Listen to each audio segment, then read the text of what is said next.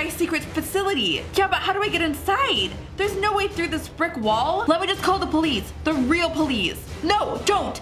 I'm technically trespassing. If I get into trouble, you can call whoever you want. Okay, deal.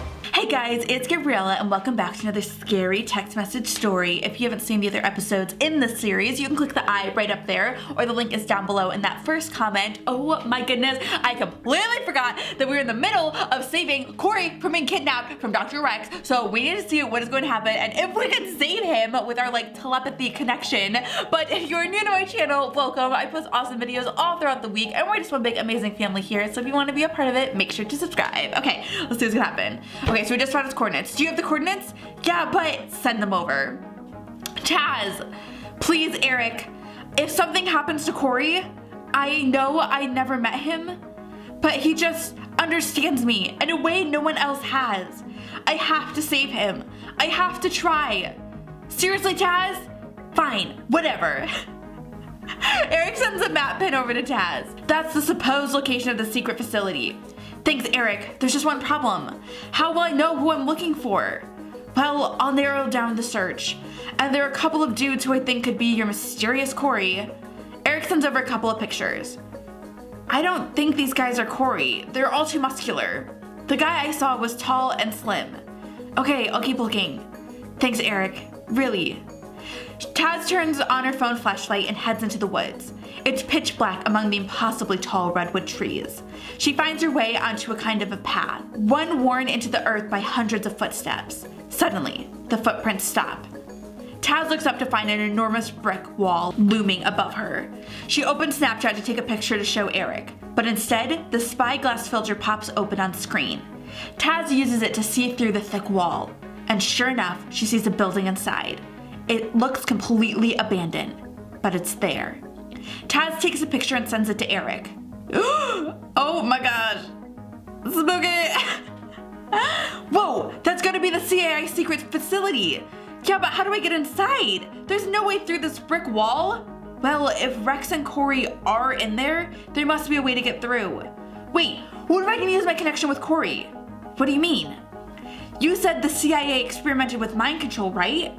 Yeah, but according to this, their experiment failed. They could never establish a connection between two human minds. Until now. Rex has figured it out. Corey and I are proof of that. So what's your point? What if this brick wall is the test of our connection? What if there's a button that opens a door or something? But it requires two people whose minds are connected to use it. I guess that's possible. I need to contact Corey. Ask him if he sees any controls near him. How are we gonna do that? It's not like you can just text him. I don't know. He's always been the one to reach out to me. And it seems like it's always when he's in pain. I don't even think he knows how he's doing it. Taz, this is nuts. Let me just call the police. The real police. No, don't. I'm technically trespassing. Let me try this on my own first. If I get into trouble, you can call whoever you want. Okay, deal. Suddenly, Taz hears another scream echoing through her head. Pain courses through her body. Corey, are you okay? They're hurting me. I'm going to get you out of there. How? Focus on me. Slow down your breathing. Quiet your mind. Can you hear me? Yes. I feel you too. Your heart is pounding in your chest. I've been running through the woods. I'm so sorry. For what? Dragging you into all of this. No, this isn't your fault. I want you to do something for me quick. Okay, anything. What do you see in the room? I'm blindfolded. I can't see anything. What about the chair you're tied to? Is there anything on it? A button? A wire? No. Can you reach underneath the seat? I think so. Hold on. Yes. Feel around. Do you feel anything other than the chair? No. Wait, yes. There's a switch. Like some sort of lever. Pull it. Are you sure? What if it's a trap? We have to try. Okay, here goes. There's a groaning sound. A panel opens in the wall. Taz slips through. Yes, it worked! Okay, wait though, but why would they put him, if they were kidnapping him, why would they put him in a chair that had a lever that opened up the door to outsiders? That seems suspicious, and this is obviously a trap! I'm in, I'm coming to get you. Corey? Taz hears footsteps nearby. She ducks behind a rusty filing cabinet for cover. The footsteps stop, and a door swings open and closed. Then suddenly, she feels another punch into her gut. Harder this time. She gasps as she hits the ground. Screams echo through her head. Corey screams, "Corey?" But Corey doesn't answer. Instead, Taz hears him having a conversation. He's talking to someone else, who seems to be in the room with him. "I'm done. Let me go. And take this blindfold off. I'm not helping you anymore." "Helping? No! Was Corey in on this? He lured me here on purpose?" Who is Corey talking to? Silence for a few moments, and then, "I don't care about our deal. You said you wouldn't hurt my dad if I helped, but I should have never listened. I said I'm done. I won't help you hurt her anymore." "No! Corey betrayed me!" Tears stream down Taz's cheek as she realized who Corey must be talking to. Dr. Rex. "She's better than you, more powerful than you could ever be. She'll come for me." Silence again. And then Taz hears Corey scream, "No! I'm not nothing. I am..." Corey's full name flashes through Taz's mind, and Taz slumps to the floor in pain. What? His full name? What? Okay, we'll come back to that. And the weight of Corey's betrayal crushes Taz. She texts Eric. "She used me." I think it meant he. "He used me." Who? Corey. Unless Corey was a girl. She? Oh, yes, she's a girl. What? I thought Corey was a guy. And she's been working with Rex this whole time. He's blackmailing her, something about her dad. "Can you look one more person up for me?" "Sure, who?" "Corinne Spellman." Eric sends over a picture. "That's her?" "Yup." "Wow, she's beautiful." "Who is she?" "Corey. Corinne Spellman is her real name." It flashed through her mind when she was in pain. It seemed like she was trying to maintain a grasp of her identity while she was being hurt. Oh, I don't get it though. I thought I knew Corey. Turns out I didn't know a single thing about him. I mean, her. Taz is startled by another one of Corey's screams. "No, please don't hurt my dad. He's all I have left. I don't know where Taz is, I swear." Another punch. Taz falls backwards, slamming to an old metal table covered in empty glass vials. The vials roll off the floor and smash onto the floor. Oh great, I just gave away my position. The sounds echo through the building. Taz hears Corey's voice in her head, louder, talking to her. "They heard you, Taz. Run." Taz looks up to see Rex's men running down the hallway towards her. She turns back to the panel she used to get inside the building, but it's closed. She's trapped. There's a secret door on the left corner of the hall you're in. If you run now, you can slip past them. Hide in there until we think of another plan. Why should I trust you? Everything you told me was a lie. No, not all of it. Not even most of it. Your mom? That was true. 100% true. My dad, he's all I have left. I can't lose him. I won't. They told me that they would hurt him if I didn't do what they said. They hooked me up to a machine and connected us somehow. Then tonight they faked my capture so that you would come rescue me. I had no choice, Taz. I'm so sorry. I wish I could take it all back. I felt like we knew each other. Do you even go to Stanford? Yes. I grew up in Palo Alto. And you're a woman? I never said I wasn't. Why does that matter? You never said you were either. I guess that's true. Listen, I couldn't tell you about Rex. He was torturing me, threatening my dad, but everything else I told you was true. Taz wipes the tears from her cheek. She slides along the back of the wall, and then she runs. Sure enough, there's an unmarked door on the far end of the hall. Taz opens it and slips inside, quietly shutting it behind her. She takes a minute to catch her breath. Okay, now what? I'm not sure.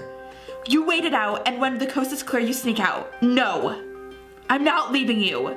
Taz, you don't owe me anything. You need to leave. Save yourself. There are people worried about you. Your boyfriend. I told you, Eric's not my boyfriend.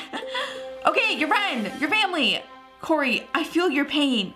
I think that's what connects us most, our shared pain. I hear you whenever you're hurting, because I'm hurting too. I lost my sister, and you lost your mom. We both lost someone we love deeply.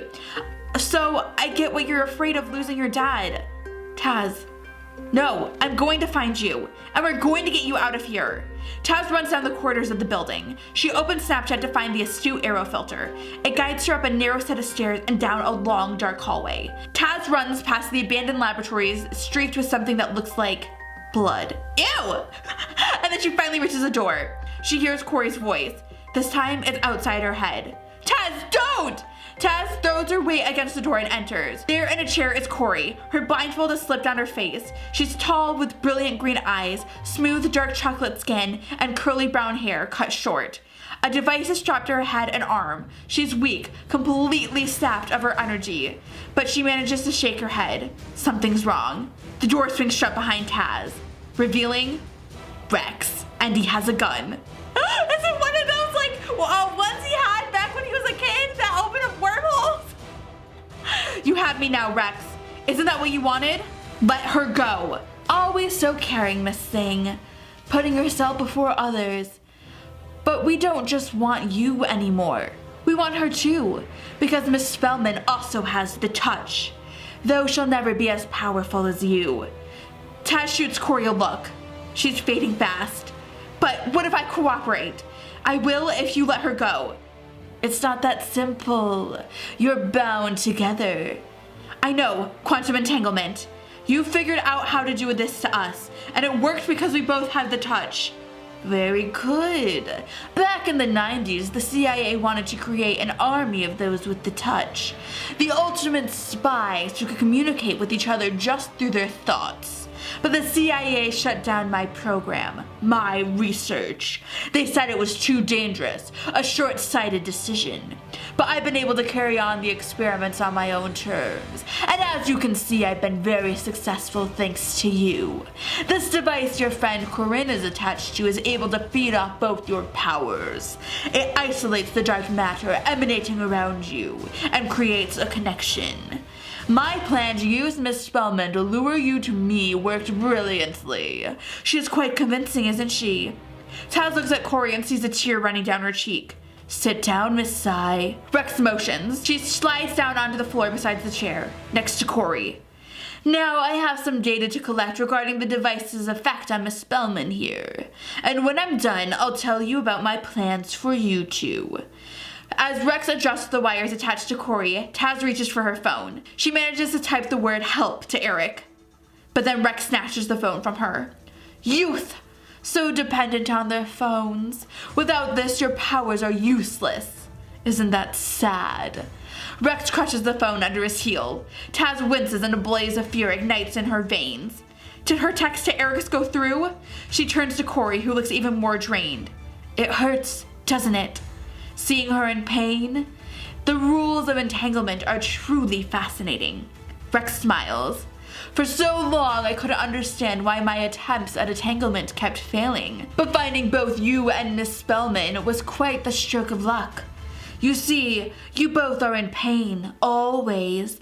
The grief from losing your loved ones, it eats away at you. It's that pain that allows you to communicate your thoughts to one another.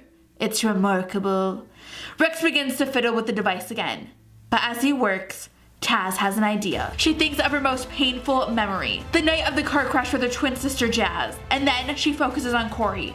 Corey looks up to her and Taz puts a finger to her lips. They speak in their heads. I think I know how to get us out of this. Okay,